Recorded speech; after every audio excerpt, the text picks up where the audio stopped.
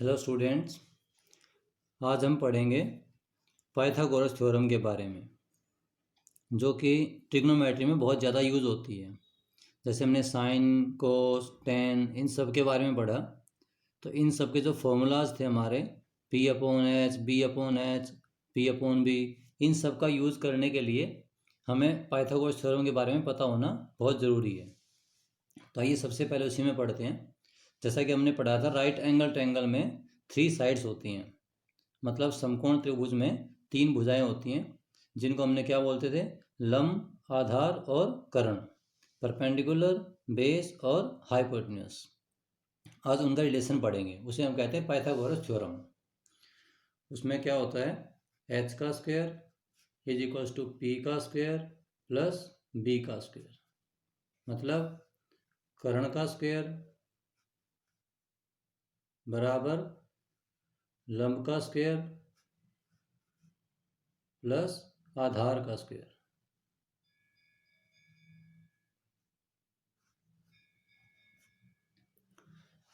अब इस फॉर्मूले को सिद्ध करने के लिए हमारे पास 3 चीज़ें होती हैं, लंब, आधार और कर्ण।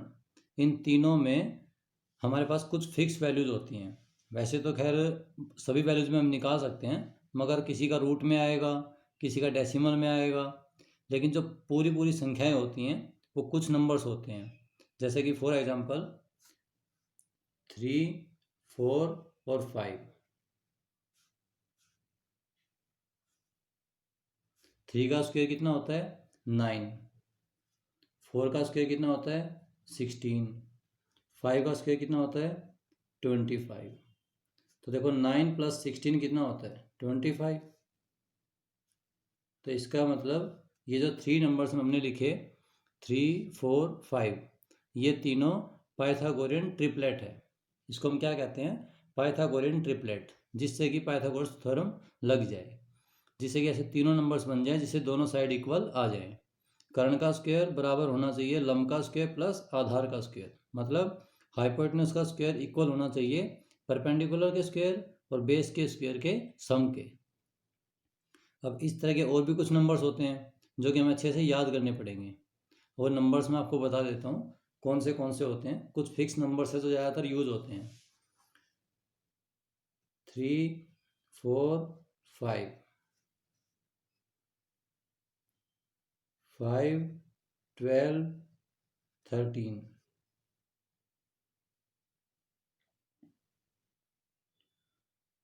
8, 15, 17, 9, 40, 41। अब कुछ नंबर्स ऐसे भी होते हैं जो इन्हीं से बन जाते हैं। जैसे इन्हीं को हम डबल, ट्रिपल, मतलब इनका 2 से मल्टीप्लाई, 3 से मल्टीप्लाई कर करके हम बहुत बहुत सारे पेयर बना सकते हैं। जैसे 3, 4, 5 है, इनको डबल करके हम बना सकते हैं 6, 8 और 10। 3 का डबल 6 हो गया, 4 का डबल 8 हो गया, 5 का डबल 10 हो गया। इसी तरीके से हम इसको 3 से मल्टीप्लाई करके बना सकते हैं।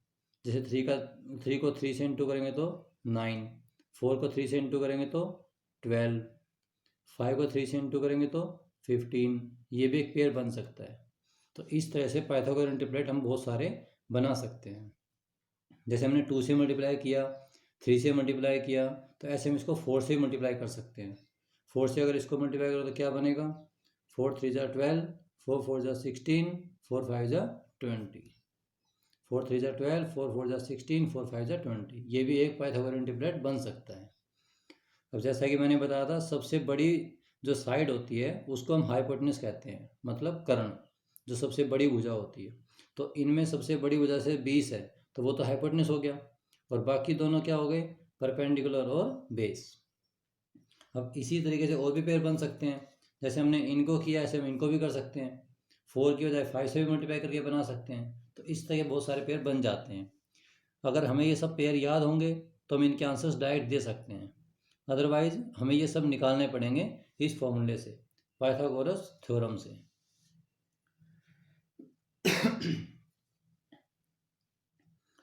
तो आइए अब हम कुछ क्वेश्चन शुरू करते हैं जो कि कंपटीशन एग्जाम में भी और वैसे भी 10th क्लास में भी ट्रिग्नोमेट्री चैप्टर में आते हैं।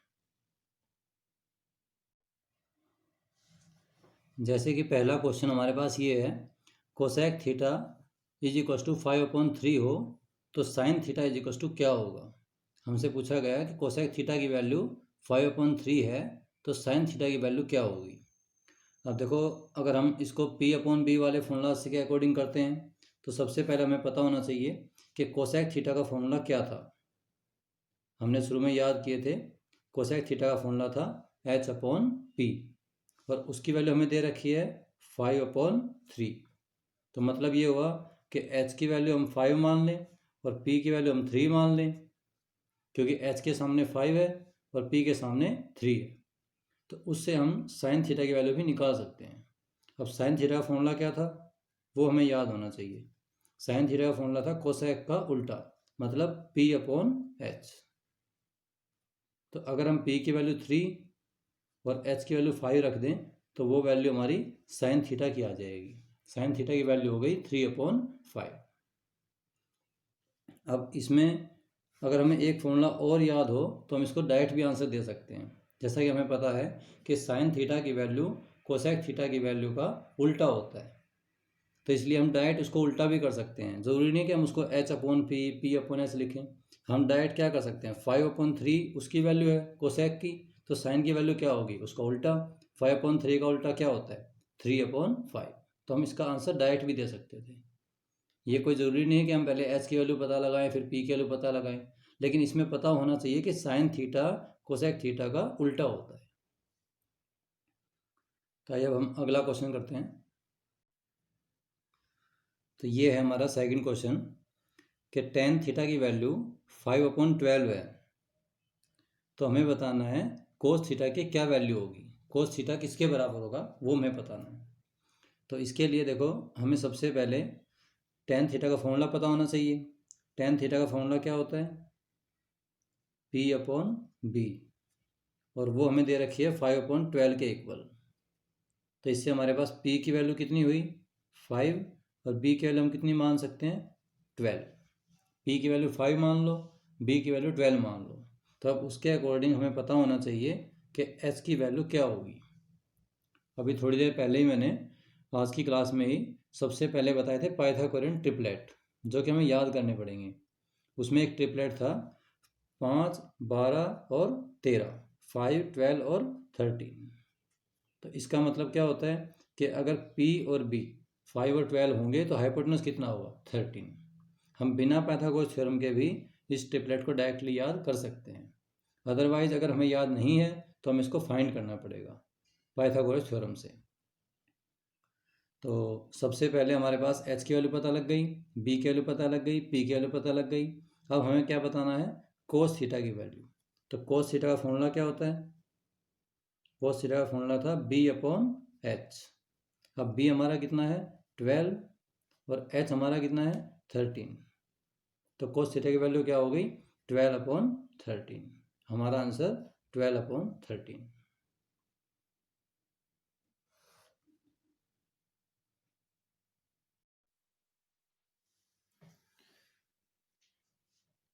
ये है हमारा नेक्स्ट क्वेश्चन। ट्रायंगल ABC में angle B 90 degree, AB 24 centimetre, BC 7 centimetre. तो हमें बताना है साइन C और माइनस कोस C की वैल्यू। तो देखो, इसमें सबसे पहले हम क्या करेंगे, एक राइट एंगल ट्रायंगल बनाएंगे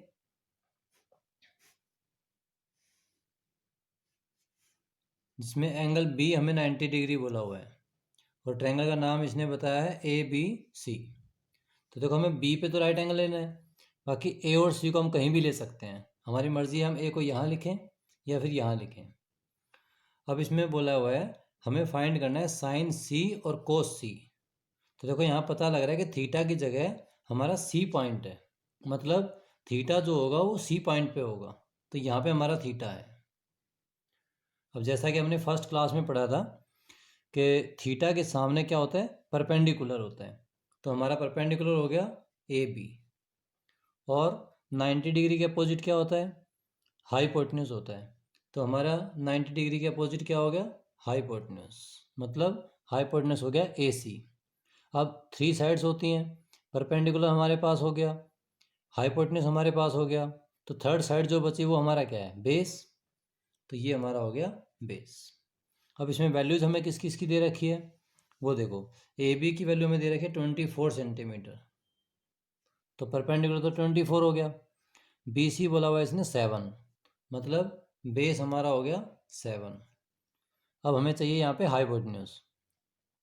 तो पाइथागोरन ट्रिपलेट देखो मैंने आपको बताई थी, कौन सी बताई थी। पाइथागोरन ट्रिपलेट के अकॉर्डिंग हमारे पास एक थी 7, 24 और 25।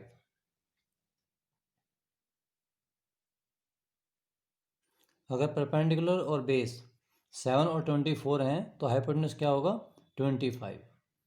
शायद हमने पाइथागोरन ट्रिपलेट में ये वाली नहीं लिखी थी, लेकिन उनमें हम ये भी ऐड कर लेंगे। पाइथागोरन ट्रिपलेट 7, 24 और 25। तो इसमें हमारे पास ये परपेंडिकुलर और ये बेस और ये हाइपोटेन्यूस, तो उसके अकॉर्डिंग देखें तो हमें परपेंडिकुलर 24 हो गया, बेस 7 हो गया, हाइपोटेन्यूस 25 हो गया। अब देखो हमें क्या निकालना है इसमें, sine C minus cos C। तो साइन का फॉर्मूला क्या था, P/H। कोस का फॉर्मूला क्या था, B/H। हम इनकी वैल्यू पुट कर देंगे। P की वैल्यू हमारे पास क्या है, 24, और H की वैल्यू क्या है, 25, माइनस फिर B की वैल्यू क्या है, 7, और S की वैल्यू क्या है, 25। इसको माइनस कर दो, इसका एलसीएम कितना आया, 25, 24 माइनस 7 कितना हो गया, 17। तो ये हमारा आंसर आ गया 17/25। तो इस तरीके से हमें पता होना चाहिए परपेंडिकुलर, बेस और हाइपोटेन्यूस। परपेंडिकुलर की पहचान होनी चाहिए, हाइपोटेन्यूस की पहचान होनी चाहिए। अब इन सब चीज़ों को समझने के लिए आपको पहली क्लास ध्यान से समझनी पड़ेगी कि हमने फर्स्ट क्लास में क्या किया था। उसमें ये सब बताया गया था कि परपेंडिकुलर क्या होता है, हाइपोटेन्यूस क्या होता है। अब जो थर्ड साइड बचेगी वो क्या होगा, वो बेस हो जाएगा हमारे पास।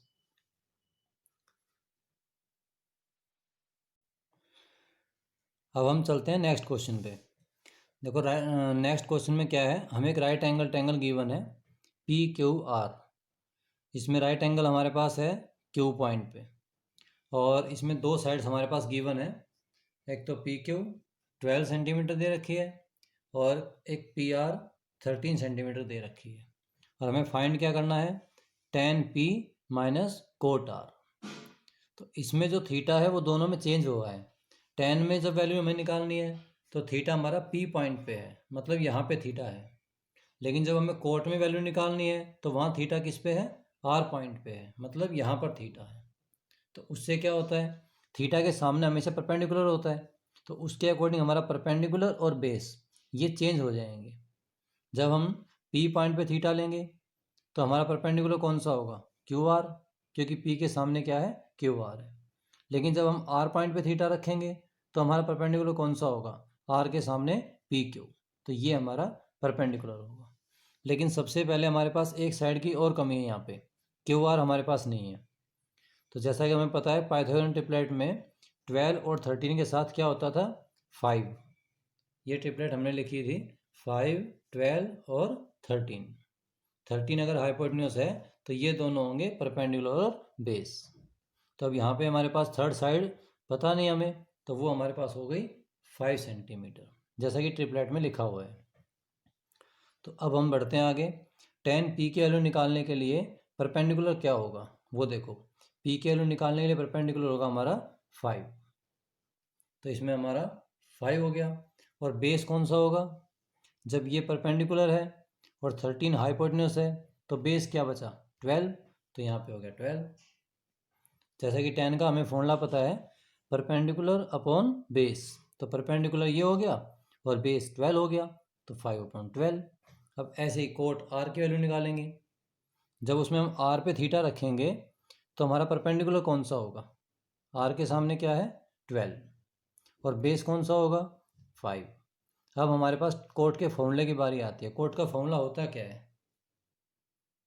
कोट थीटा का फॉर्मूला होता है बेस अपॉन परपेंडिकुलर। और टेन थीटा का फॉर्मूला क्या लिखा था अभी हमने? Perpendicular upon base.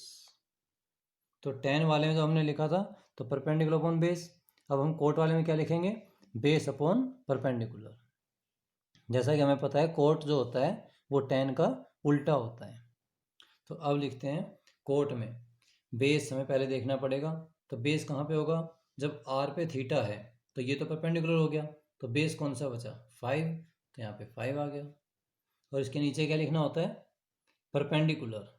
परपेंडिकुलर कौन सा होगा? अब जब आर पे थीटा है तो परपेंडिकुलर कौन सा होगा? 12। तो यहाँ पे आ गया 12।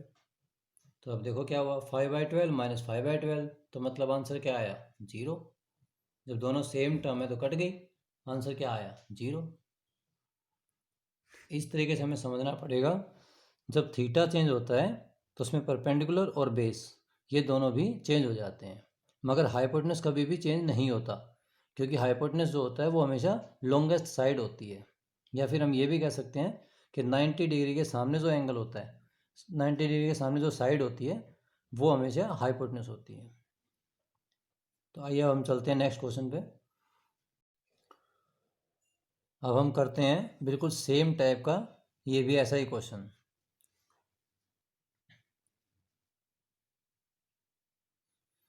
इसमें हमारे पास क्या है? Tan theta. और पिछले क्वेश्चन में क्या था? Cot theta. तो करेंगे तो बिल्कुल सेम वैसे ही, tan theta is equals to B upon A. जैसे उसमें था दूसरी साइड में उधर 5 था तो हम उसको अपॉन में लेके आए थे, तो अब की बार हम क्या कर रहे हैं? ए उधर मल्टीप्लाई में तो उसको अपॉन में लेके आए हैं। तो हमारे पास क्या बना? Tan theta is equals to B upon A. अब कोट का फॉर्मूला हमारे पास क्या होता था? Cos theta upon sine theta. परंतु इसमें आ गया टेन थीटा, तो इसका फॉर्मूला क्या होगा? टेन का होता है साइन अपॉन कोस। ये भी हमने स्टार्टिंग में लिखे थे, sine theta upon cos theta. तो अब यहाँ पे साइन थीटा की वैल्यू क्या होगी? साइन थीटा के सामने है बी, तो साइन थीटा की वैल्यू हो गई बी। कोस थीटा के सामने क्या है? ए, तो कोस थीटा की वैल्यू रख देंगे ए। बिल्कुल सेम वैसा ही क्वेश्चन है। तो सबसे पहले हम यहाँ पे बी लिखेंगे, फिर मल्टीप्लाई, फिर साइन थीटा की वैल्यू लिखेंगे, फिर माइनस में ए, फिर मल्टीप्लाई में कोस थीटा की वैल्यू लिखेंगे। कोस थीटा की वैल्यू क्या है यहाँ पे? ए, अपॉन में बी, मल्टीप्लाई साइन थीटा की वैल्यू लिखेंगे, साइन थीटा की वैल्यू यहाँ पे बी है, फिर ए मल्टीप्लाई कोस थीटा की वैल्यू लिखेंगे, वो हमारे पास यहाँ पे ए है। अब हमारा आंसर क्या बना? बी इंटू बी मतलब बी स्क्वेयर, ए इंटू ए मतलब ए स्क्वेयर, बी इंटू बी ये भी हमारा बी स्क्वेयर हो गया, ए इंटू ए स्क्वेयर हो गया। तो ये हमारा आंसर है बी स्क्वेयर माइनस ए स्क्वेयर अपॉन में बी स्क्वेयर प्लस ए स्क्वेयर। तो इस तरह के कुछ क्वेश्चन जो हैं हम इस तरीके से भी कर सकते हैं। ज़रूरी नहीं है कि हम इसमें परपेंडिकुलर अपॉन बेस लगाएं, परपेंडिकुलर बेस हाइपोटेनस उनका यूज़ करें, कोई ज़रूरी नहीं होता, क्योंकि टेन कोट के क्वेश्चन साइन कोस की फॉर्म में अगर ऐसे आ जाते हैं तो हम उसमें ये सब कर सकते हैं।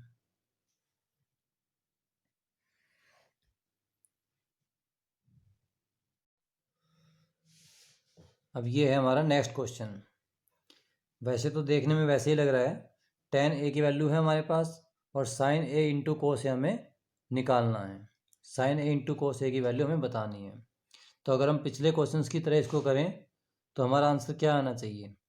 देखो टेन का फॉर्मूला क्या होता है? साइन ए अपॉन कोस ए। साइन ए की वैल्यू तो हो गई 3, कोस ए की वैल्यू हो गई 4। इनको मल्टीप्लाई करोगे तो क्या आंसर आएगा? 12।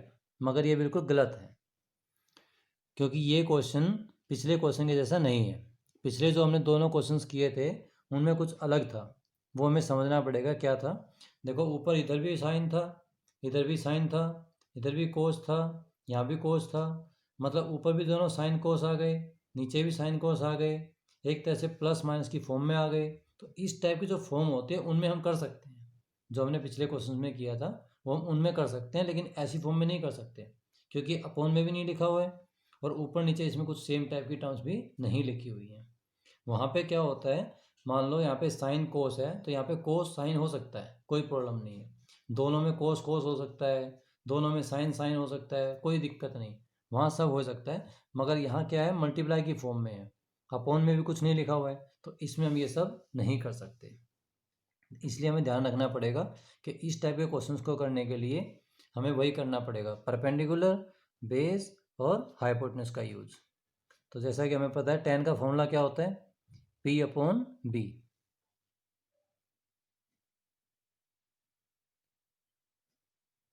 तो P हमारा क्या हो गया, 3, मतलब परपेंडिकुलर 3 हो गया, बेस 4 हो गया।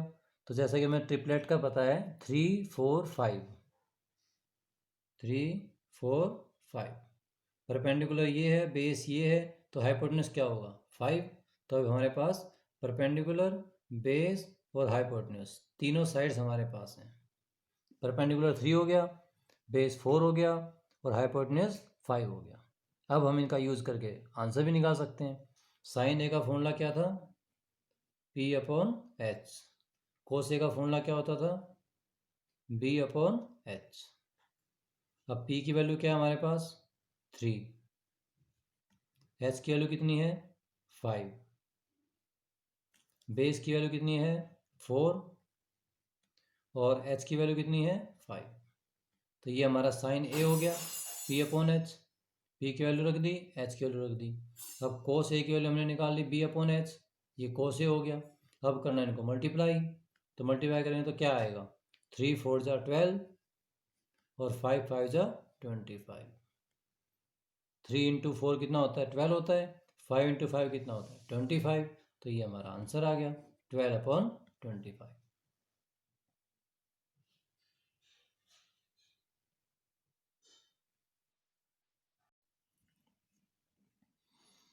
ये है हमारा next question, tan A is equal to 3 upon 4। तो हमें बताना है cos square A minus sine square A की वैल्यू। तो इसमें भी हम वही करेंगे, P अपॉन B वाला। सबसे पहले tan का फॉर्मूला क्या था, P अपॉन B। तो P की वैल्यू कितनी हो गई 3, B की वैल्यू 4। और जैसे कि ट्रिपलेट हमें याद है, P 3 है, B 4 है, तो H कितना होगा 5। ट्रिपलेट में हमारे पास क्या था 3 4 5। तो अब इस तरीके से हमें cos स्क्वायर A और साइन स्क्वायर A दोनों की वैल्यू मिल जाएगी। जैसे cos स्क्वायर A चाहिए तो cos का फॉर्मूला क्या होता था, B अपॉन H। अब उसके ऊपर स्क्वायर है तो स्क्वायर लग जाएगा। साइन का फॉर्मूला क्या होता था, P अपॉन H, उस पर भी स्क्वायर है तो इस पर भी स्क्वायर लगा देंगे। तो B हमारा हो गया 4, H हमारा हो गया 5। ऐसे इसमें हो गया, P हमारे पास कितना है 3, H हमारे पास कितना है 5। अगर हम स्क्वायर करें तो 4 का स्क्वायर क्या होगा 16, 5 का स्क्वायर कितना होगा 25, 3 का स्क्वायर कितना होगा 9, 5 का स्क्वायर 25। इसको माइनस करेंगे तो क्या आएगा 25 25, तो 25 एलसीएम हो गया, 16 माइनस 9 आ गया 7, 7 अपॉन 25। ये हमारा आंसर है।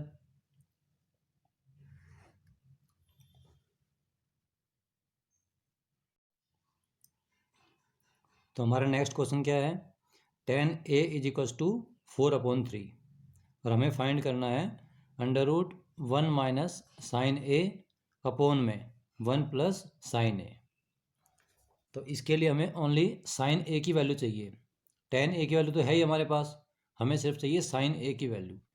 तो वही करेंगे, tan का फॉर्मूला क्या होता था P अपॉन B। तो P तो हमारा कितना हो गया 4, B कितना हो गया 3, तो H कितना होगा वही ट्रिपलेट के अकॉर्डिंग 3 4 हैं तो क्या होएगा 5। अब साइन A की वैल्यू अगर हमें देखना ही हो तो क्या होएगी, साइन A का फॉर्मूला क्या होता था P अपॉन H। P कितना है 4, और h कितना है 5। अब हमें जो वैल्यू फाइंड करनी है उसमें रख दो। अंडर रूट 1 माइनस साइन ए की वैल्यू, साइन ए की वैल्यू हमने कितनी निकाली अभी 4/5 अपॉन में 1 प्लस साइन ए। साइन ए की वैल्यू यहाँ भी कितनी रखेंगे 4/5। इसको हमें सोल्व करना है। इसको सोल्व कैसे करेंगे, पहले इस 1 के नीचे 1 लिखेंगे, इस 1 के नीचे 1 लिखेंगे। इनका एलसीएम, इनका एलसीएम, पहले इनका एलसीएम लेंगे। 1 का और 5 का एलसीएम कितना होता है 5। उसके बाद 1 से 5 को डिवाइड करेंगे तो क्या आएगा 5। फिर 5 को 1 से मल्टीप्लाई करेंगे तो क्या आएगा 5। फिर से वही 5 से 5 को डिवाइड करेंगे तो क्या आएगा 1। 1 को 4 से मल्टीप्लाई करेंगे तो क्या आएगा 4। सेम वैसे इसमें भी कर लेंगे। इनका दोनों का एलसीएम कितना हुआ 1 का और 5 का एलसीएम हुआ 5। अब 1 से 5 को डिवाइड करेंगे तो कितना आएगा 5। 5 को 1 से मल्टीप्लाई करेंगे तो क्या आएगा 5। 5 से 5 को डिवाइड करो तो क्या आएगा 1। 1 को 4 से मल्टीप्लाई करो तो क्या आएगा 4। ये बहुत ही सिंपल एलसीएम लेके सोल्व करने का तरीका था। अब इसके बाद क्या करना है, 5 से 5 कैंसिल, 5 माइनस 4 कितना हुआ 1, 5 प्लस 4 कितना हुआ 9। अब 1 का रूट कितना होता है 1 का अंडर रूट 1 होता है और 9 का अंडर रूट कितना होता है 3। तो ये हमारा आंसर आया 1/3। इन सभी क्वेश्चंस को करने के लिए हमें बेसिक कैलकुलेशंस अच्छे से आनी चाहिए। जैसे कि अभी यहाँ पे एलसीएम लेना सोल्व करना, एलसीएम लेके सोल्व करना, फ्रैक्शंस को सोल्व करना, अंडर रूट करना, इन सब के लिए हमें बेसिक मैथ्स आना चाहिए।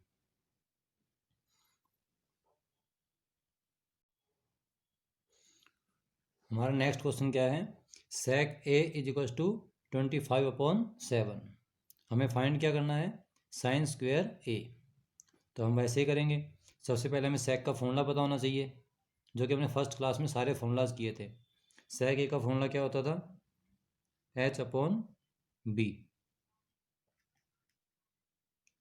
तो h की वैल्यू कितनी हो गई 25,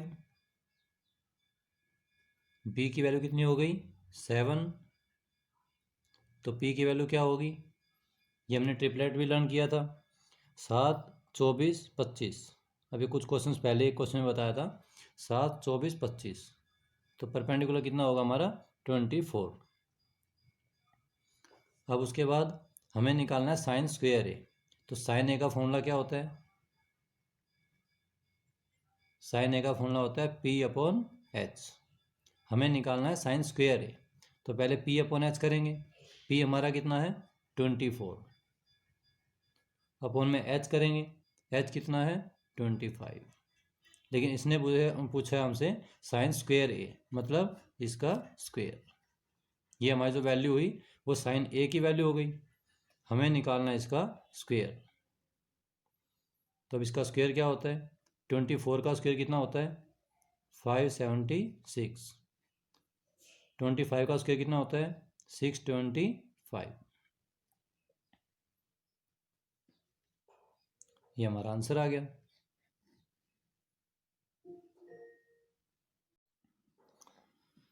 ये है हमारा next question, cos theta is equal to 0.6।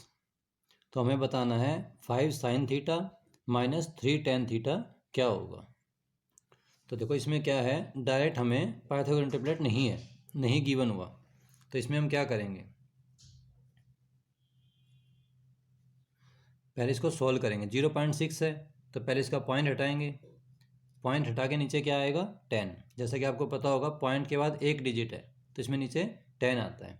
अब इसको कैंसिल करेंगे, 2 3 जा 6, 2 5 जा 10। अब उससे हमारे पास ट्रिपलेट बन रहा है 3/5। कोस का फॉर्मूला क्या होता है b/h। b अगर 3 है h 5 है तो p क्या होगा, b की वैल्यू 3 हो गई, h की वैल्यू 5 हो गई, तो p की वैल्यू क्या होगी 4। 3, 4, 5 ये हमारा ट्रिपलेट होता था।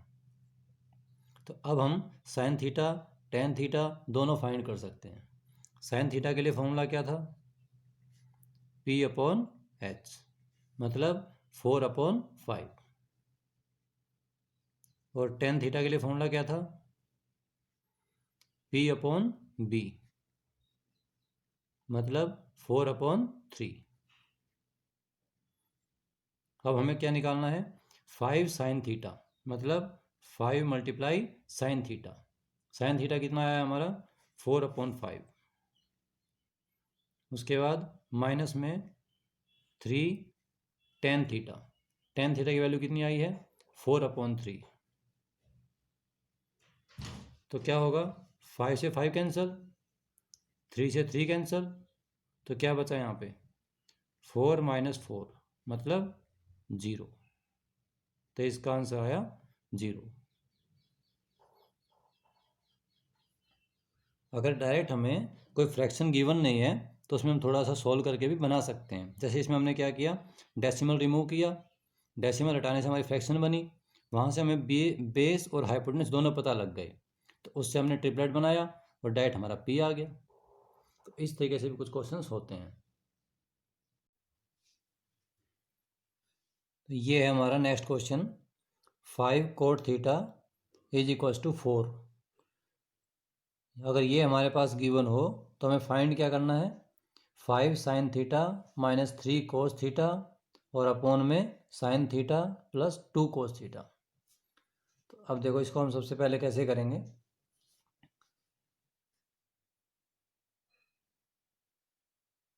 ये 5 इधर मल्टीप्लाई में है तो उसको हम लिखेंगे 4 के डिवाइड में, क्योंकि मल्टीप्लाई की जो चीज़ होती है वो हमेशा दूसरी साइड शिफ्ट होकर डिवाइड हो जाती है। तो 5 cot थीटा = 4 है, तो cot थीटा = क्या होगा? 4/5। तो अब cot थीटा का हमारे पास एक फॉर्मूला होता है, वैसे तो B/P होता है, अभी हमने पिछले क्वेश्चन में भी यूज़ किया था, मगर इसके लिए हम एक दूसरा फॉर्मूला यूज़ करेंगे जो कि हमने पहले भी लिखा हुआ है, cos theta upon sine theta.